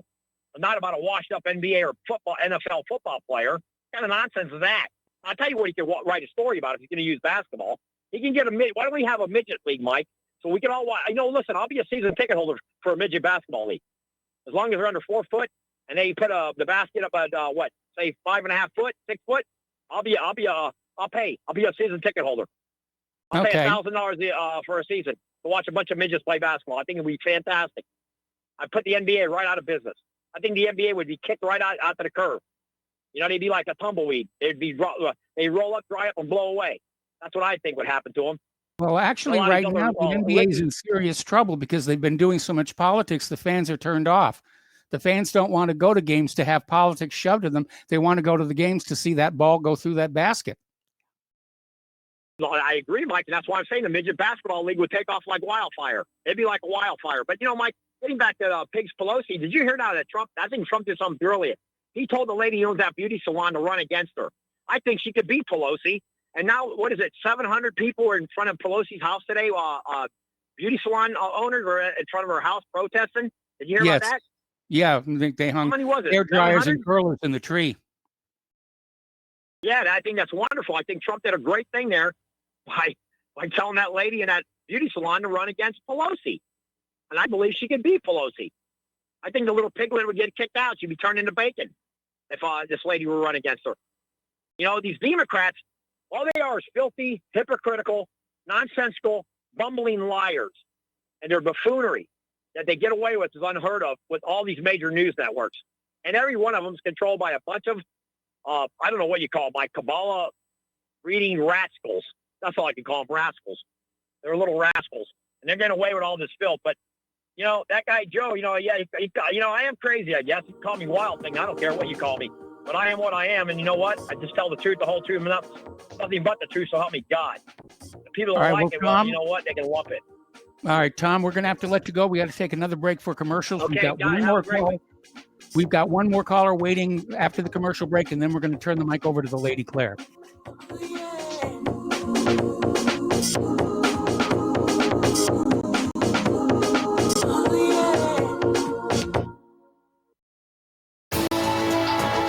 You are tuned in to the Republic Broadcasting Network. Visit our website by going to republicbroadcasting.org.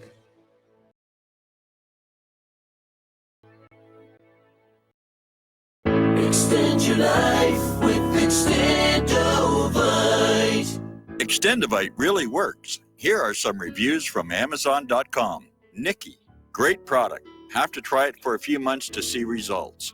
After taking Extendovite for about 6 months, I have noticed improvement on the numbness of my hands and wrists from carpal tunnel. I will continue to buy the product. Ken Peaks, 5 out of 5 stars. Works as advertised. This formula is very powerful. Be careful to follow directions. I am feeling much better. My heart rate and blood pressure has stabilized and my lower edema has reduced. Lower leg pain due to blood clots has disappeared. Thank you. To order, call 1-877-928-8822. That's 1-877-928-8822 or visit our website at heartdrop.com. Extend your life with Extendovite. Is your property a financial burden and causing you grief? Have you tried to sell but can't find buyers? Or are you just too busy to sell your property? Don't worry, we have the right solution for you. We buy properties as is, with cash, close in 30 days, and pay all closing costs. Our service is ideal for property owners who are in pre-foreclosure, have high-end repair costs, experiencing financial hardship, going through costly divorces, are relocating, need cash for retirement, suffering family loss, or have tax liens. Whatever your situation may be, we can help you sell your property and get the money you need. If you own a single-family home or multiple family units, call us for a free consultation at 888-910-1037. That's 888-910-1037. Or visit our website at cachingproperty.com. That's cachingproperty.com.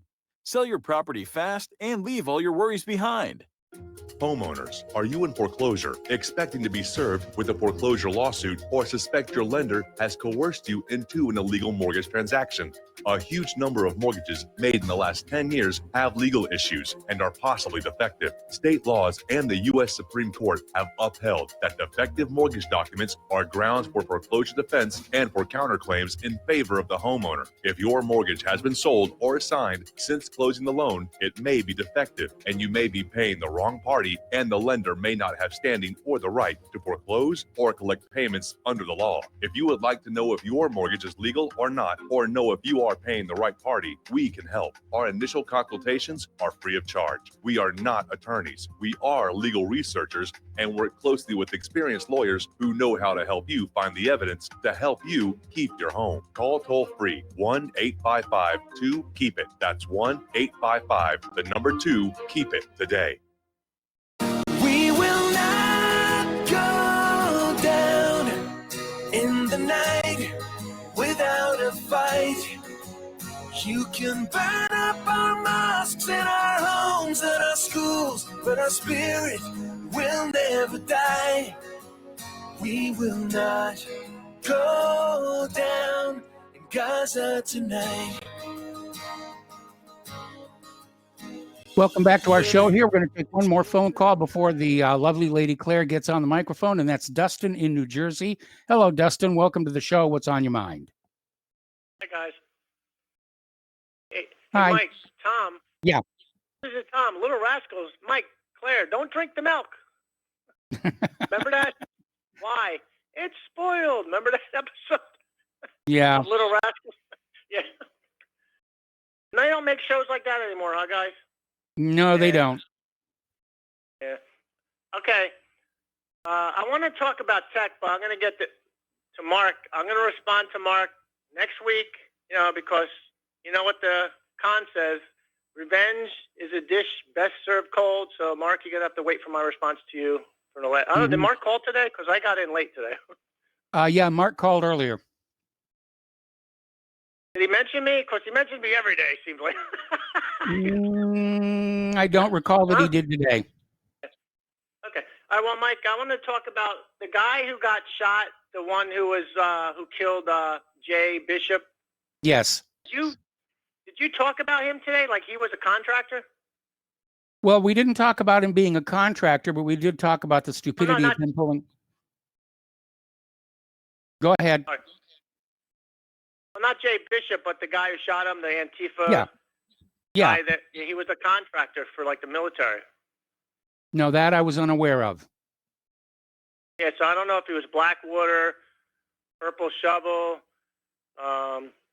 What's the other group? I forgot that got caught over in Venezuela. There's Silver Canopy, Silver Corps, Silver Canopy. Yeah, he was a contractor. But did you talk about the other two guys from the 417th Second Amendment Militia out of Missouri? No, I didn't talk about those.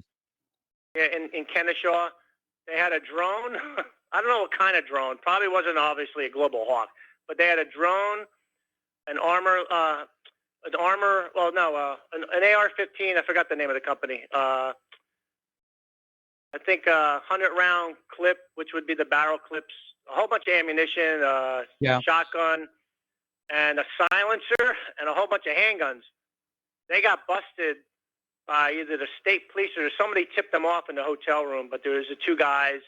I forgot that one was Cody something, but yeah, they were from the 417th. So it's not, like I said, it's on both sides, guys. They're all coming in out of the woodwork. Is it orchestrated? I don't know, man. I can't make that decision because we don't have enough. We don't have enough evidence either way. Because we'll never know really. We can make assumptions, but Mike, on tech, before Claire gets on with her last half an hour there. Hey, did you see, Mike? Do you know anything about? The new PC hard drives. The M.2s, the NVMe drives. Have you been following any of that? Not too closely. Did you see the new? Well, you know what the M2 and the M.2 NVMe drives are basically look like a stick of RAM. Yes. It's basically flash memory that snaps into a little slot. Samsung announced their 980 Pro. I don't know how much it's going to be, but it's probably going to be more than I can afford right now. But it does same here. That's why I'm not paying attention. But it does 7,500 megabytes a second throughput. Yeah, that's pretty good. Yeah. And then also, did you see have you been following the NVIDIA announced their new top-of-the-line 3090 GeForce card? It has 24 gigs of RAM on it. It does beastly ray tracing. So all you people who do graphics, that might be the card to get at $1,500 if you can swallow that amount. Yep. But isn't it amazing how far we came? 24 gigs of RAM on a video card. Oh my God! We used to have 128 megabytes. Remember on Windows 98. Yep. And then before I get off the phone, I don't know if you know the Nintendo Switch. You guys heard of Nintendo Switch? The little Nintendo Switch handheld Nintendo has out, like a game console. Yeah. Did you see, Claire, if you can go on YouTube, and you guys can go on YouTube, check out this.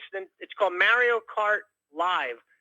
Basically, you get a remote control car with a camera on it. You put it on your floor in your house, and you play the game on your Switch, and the game drives, like you drive around your living room. That's the course. And you know what? You heard of AR, right? You heard of VR and AR? Yes. AR is basically like real life, but with basically virtual reality type things thrown in that real life environment. Yeah, augmented reality. That's right. So basically, you're driving this little remote control car with a camera around the course you make in your living room on the little Nintendo Switch. but it creates like thunderstorms with the AR part on the Switch and like confetti that comes up, splats on. Check out the trailer for guys like who are listening in the tech. It's called Mario Kart Live.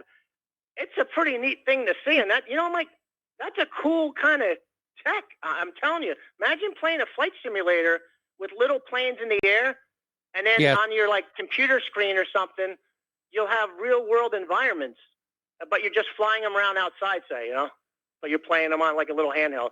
So check it out if you get a chance. That's all I want to say. I'll call back Monday. Have a good holiday weekend. Call back on Tuesday. Call back on Tuesday. We've got Monday off, okay? And Mike, stay away from crowds. Wear your mask, guys. Don't go near a lot of people. Okay? All right, guys. Have a good one. All right. Thanks an awful lot. We're going to close the phone lines now, and it's time for Claire to finally share with us her wisdom.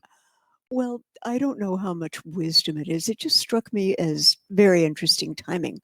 Apparently, the Democrats have introduced legislation to, drumroll please, declare racism a public health crisis. Now, a bill was introduced yesterday by Democratic lawmakers which would classify racism as a nationwide public health crisis, requiring 2 wings within the CDC to address it, according to The Hill. Now, it's titled Anti-Racism in Public Health Act. It was crafted by Senator Warren and House Reps Barbara Lee, Ayanna Pressley. It's co-sponsored by Senator Mazie Hirono. Crazy Mazie. Yeah. Another Democrat. Ed Markey, Jeff Merkley, and Tina Smith. Okay, but then what? You know, this sounds wonderful, but Mike, how are you going to quote unquote address racism? How does this actually happen? And how is the CDC going to be involved in it? Drug everyone who has been accused of racism for whatever reason? I'm sure they're going to come up with a vaccine, you know, the anti-racism vaccine. Oh, wow. You know, $400 a shot. If you don't spend the $400, you're a racist. Yeah.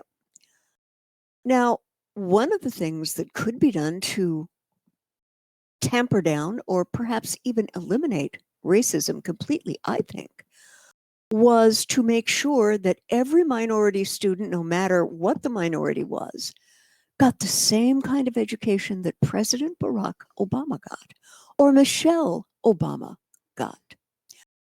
But that would take money and a complete retooling of our educational system, and the powers that be aren't going to allow that to happen. Because when people are disadvantaged, and you wind up with generations of people who are disadvantaged and on public welfare, they can be controlled. People who can really think and understand critically how to think critically can be a little controlled, but they can't be intellectually controlled. Now, I don't think there's ever going to be a medical mechanical cure for racism, other than just to remind each other that we are all of one race, and that's called human. And in light of that, Mike, I think this legislation is sound and fury, signifying absolutely nothing. Well, it's just a justification for more draconian actions in the name of combating racism, including, I was only half joking, you know, a racism vaccine, as it were. But if you really want to end racism, first of all, you have to realize we're living in a government and media structure that actually promotes racism to keep us divided and conquered. Oh, yeah. And certainly what Black Lives Matter and Antifa are doing in the streets of America right now is not helping matters.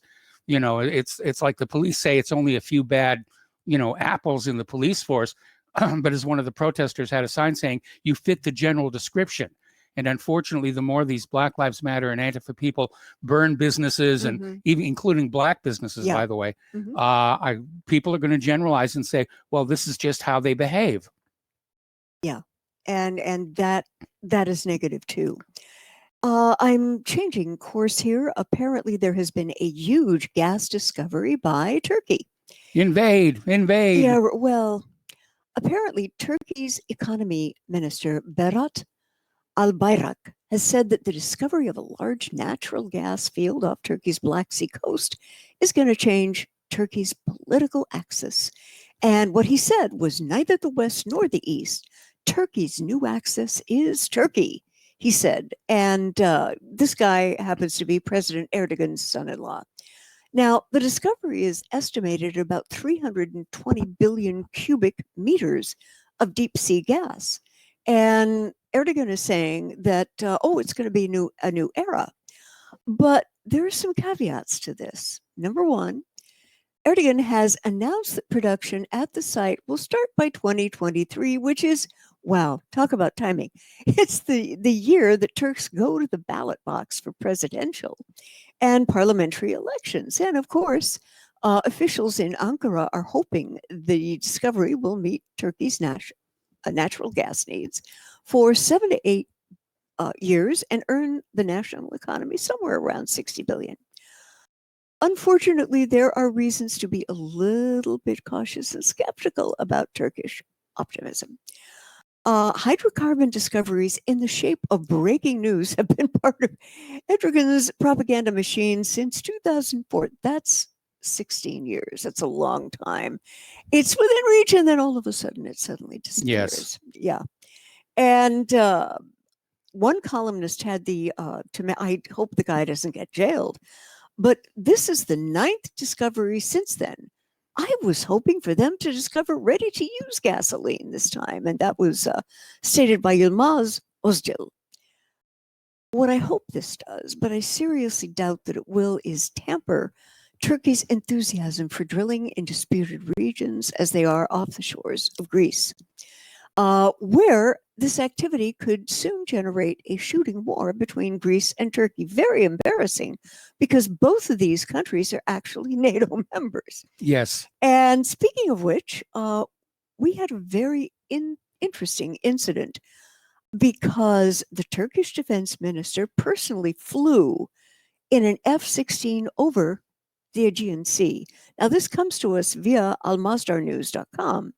And apparently on Thursday, the Turkish defense minister, Hulusi Akar, inaugurated the year of flight training 2020-21 for the Air Force by conducting a tour on board the F-16 over the Aegean Sea between Turkey and Greece.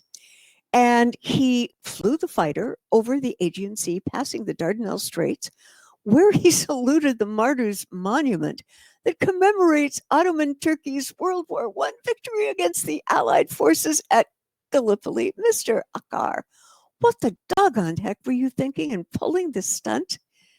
At best, it's really bad theater, and at worst, it could well provoke your NATO ally Greece to respond militarily.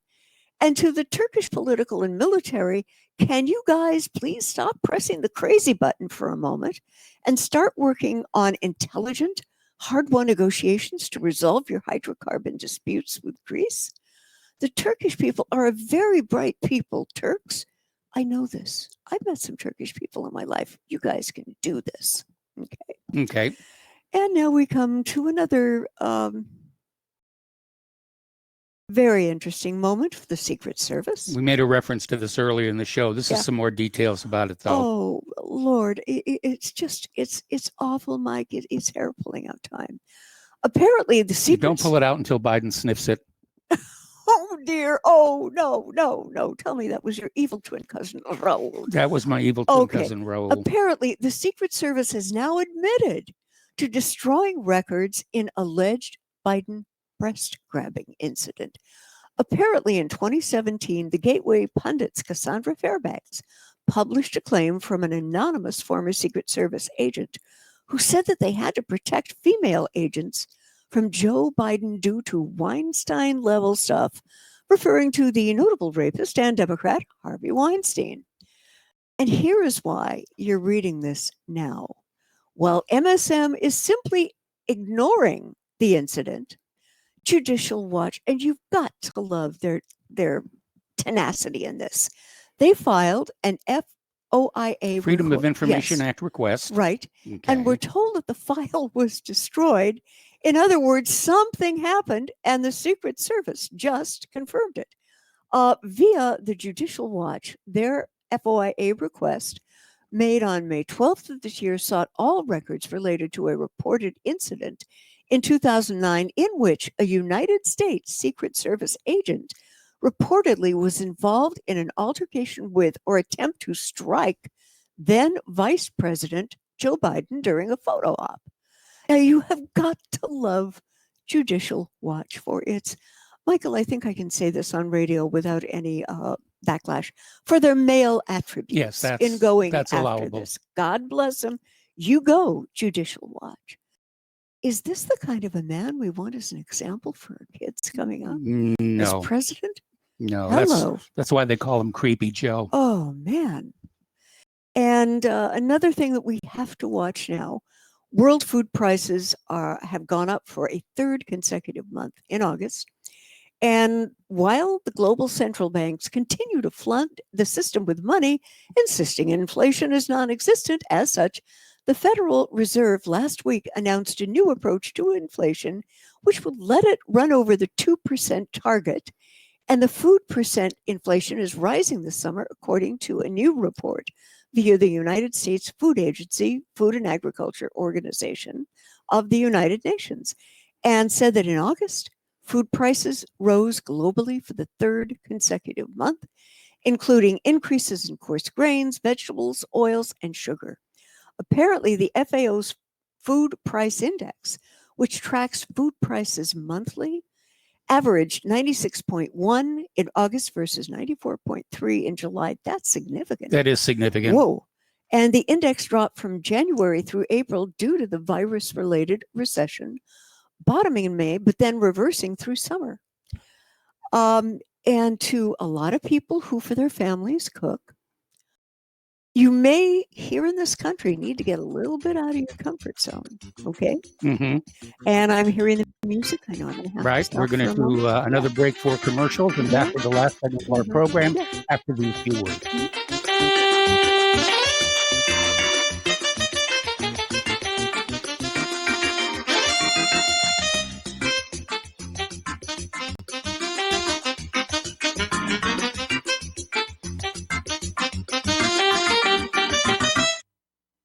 Here at Republic Broadcasting Network, we have been building our online store. Well, we have been focusing on bringing you the best talk show host in the country. Here at Republic Broadcasting Network, we also want our listeners to have products they can use every day and in times of emergency. We have added new products each week to our store. Your support of this network, plus products at the best prices, is a win-win situation. Check out our new store. Go to our website, republicbroadcasting.org, and click on the online store located at the top of our website. Together, we can continue to grow RBN and help our listeners prepare for the future. Go to republicbroadcasting.org and click on our online store or call us. 800-724-2719, extension 3. 800-724-2719, extension 3. Extend your life with Extendovite. After about a month of Extendovite, I don't know what it is about the circulation factor. I was able to increase the weight, increase the amount of sets I could do. It has to do with the oxygen getting to the blood. You should market this as an athletic performance. And I don't change anything about my diet or anything. I just thought, this is amazing. Bilberry extract is got something called resveratrol in it, which is the same stuff that you get from red wine. It's also good for eyesight. And I was reading that the Royal Air Force during World War II would give their pilots bilberry jam so they could have better night vision stuff. This is amazing. To order, call 1-877-928-8822. That's 1-877-928-8822, or visit our website at heartdrop.com. Extend your life with Extendovite. So, you love talk radio? Then you'll love TalkStreamLive.com. TalkStream Live is always on, 24/7 with the best streaming talk shows. Find your favorite talkers and discover some new ones. It's free, readily available online or on mobile with any smartphone or tablet. Finding your favorite talk shows all in one place has gotten a whole lot easier. Just go to TalkStreamLive.com. Be sure to download the free apps from Google Play or the iTunes App Store. The Republic Broadcasting Network late night premiere show The Red Pill Hardcore is hosted by activists that want to hear from you. the listeners, so that you can get involved in the activism, please call in at 800-313-9443 at 10 p.m. to enter the discussion. To book yourself as a guest, call our studio at 202-657-5715 or contact RBN staff. Remember, keep it real and take the red pill. What this country is coming to, I sure would like to know. If they don't do something by and by, the rich will live and the poor will die. Doggone, I mean the panic is on. Can't get no way, can't draw no pay. Unemployment. Welcome back to our show. Last segment on the Powhana Friday, and a program note reminder. RBN is giving our hardworking hosts and even harder working control room technicians Monday off for Labor Day. So we'll be live on Tuesday. So you might want to mark your calendars on that. Claire, you wanted to finish up this story of yours. Yes, I did. And most of us in this part of the 21st century have gotten used to food that almost seems magically to cook itself in a microwave or in plastic or in something. And I would suggest it might not be a bad idea for you to get out of that comfort zone about cooking and preserving in order to better feed your families no matter what comes. Now, I kind of had to sort through this on my own, but this means learn how to slow cook, learning how to use a crock pot, dehydrating, and learning to cook over an open fire. Now, these are not bad life skills, and looking at how brilliantly the French use this in preparing bœuf bourguignon, okay? Mm-hmm. You do have an advantage. You do have some better choices. Yes. Also, if you haven't, and if you can, get a chest freezer. Yes. Like right now. Because with the absolute chaos that has visited our agricultural lands in this country, Yes. food's going to go up, Especially again, up in Iowa. big Yeah, time. it's going to go up. There are going to be shortages. Yeah. And if you're going to get a chest freezer, you also want to get an emergency generator Yes. that's capable of keeping that freezer going. Mhm. Otherwise, if the electric grid goes down, Yep. all the food that you've got saved up is going to thaw out and Yeah. go bad, because you can't eat it all in one setting. No, And you may want to, and again, the preppers are going to rule on this. Storable food, dry food, stuff that, you can pile up in the garage and not have to worry about for a while. Right, right. And it does give you, when you kind of learn a few of these skills, it does give you a peace of mind that is helpful. I know that the situation feels very strained out there between what do they really know about the COVID-19, this unrest in our streets. And I want all of you to kind of take courage. I want you to talk to people who are like-minded, who are logical, who are critical thinkers like yourselves, and develop some alliances, develop some relationships. Maybe it's with some people in your church who think a lot like you do. Yes. You definitely find this in this part of Indiana, Definitely. and that's something to be said, where you know that you can trust the people, let's say, living next door to you because they're good people and they're kind and they will work with you in the case of an emergency. The other thing you need to know is what you can barter. What gifts and skills do you have? What gifts and skills do people around you have? I can do balloon animals. Anyway, there's music. It's time for us to get on out of here. Have a great Labor Day weekend. Please drive carefully. Don't drink and drive. All the usual platitudes we have out there. Maintain your social distance. And we'll be back on Tuesday. Aloha, America.